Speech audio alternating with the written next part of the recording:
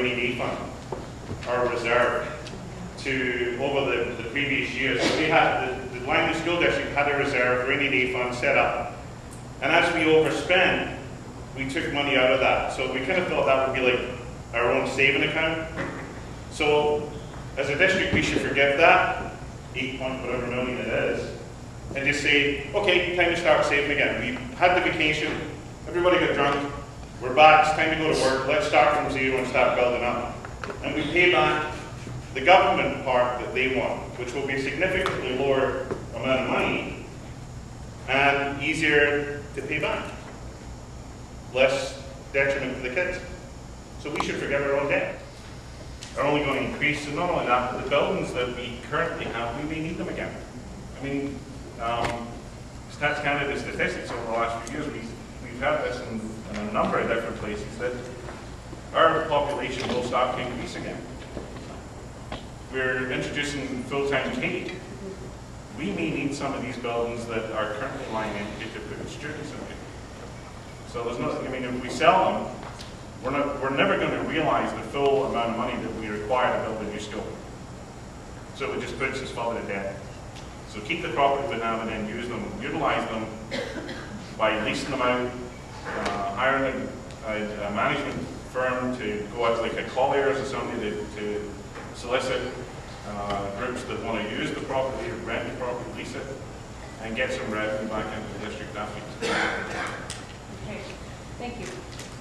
But we do need to have a forensic audit, especially given the fact that we had such a huge debt last year, and now we've come up with another 5.3 million. So there's really not a lot of confidence or trust in senior management, education of children. And so we don't think that we should be asking children and their parents to be repaying or paying back, compensating for this loss of funding by having cuts to services. That was the two key things, or quite a few other things. But I think those were really the key ones for marketers. Somebody up there had to know, and I don't think it was done deliberately, but we need to find out what happened so it doesn't happen again, because our chances of getting increased funding from the ministry on an ongoing basis, I've taught for 29 years, and I'm a little cynical that that's going to happen. So we need to know why it happened and then be able to change that so we can move forward. And cutting things like reading recovery to young children is not going to do it. That was a big one for us. I have a question on full-day kindergarten class. Is it a solution to schools? And what about the students of today?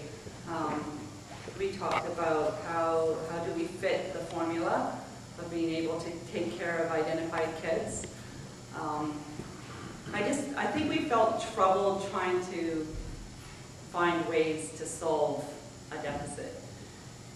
And it was very, very difficult for us, because in doing so, you're always going to be taking away from probably the most needy.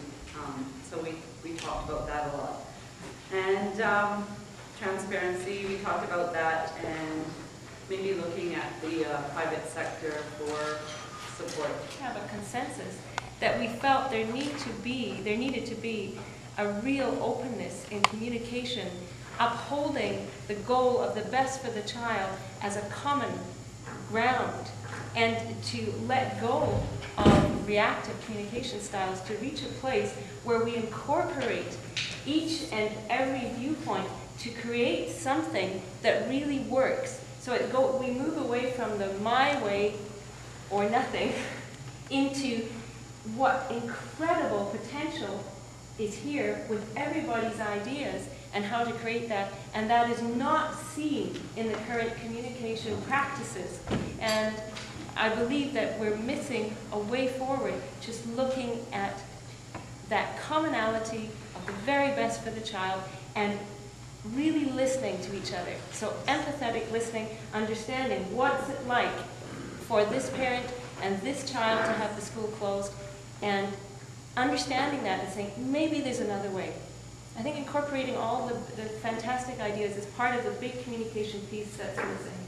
I read that there was a reduction in administrative leaders at the school board office and the lobby, whatever, we restore the math, the 2008 and 9 levels.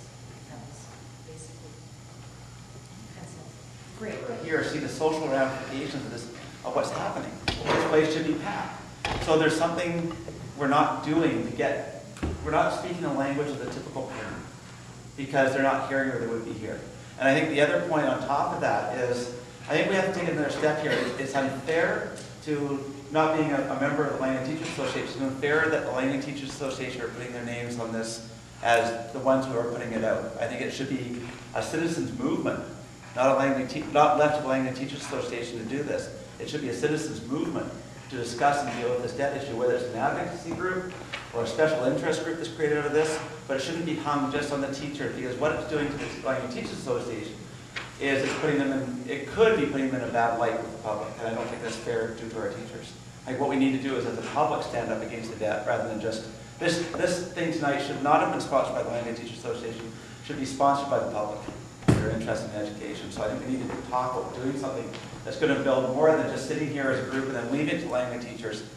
We have to build something that's going to talk to the board and ask for the questions that we have as a pressure group, rather than just individuals standing up and questioning and being knocked down and everybody talking about, well, I don't understand this, I don't understand this, and we're not talking the language of the parents. So something has to happen that, whether, you know, whatever group it goes through or whatever group's created this, we have to create something bigger than Langley Teachers Association.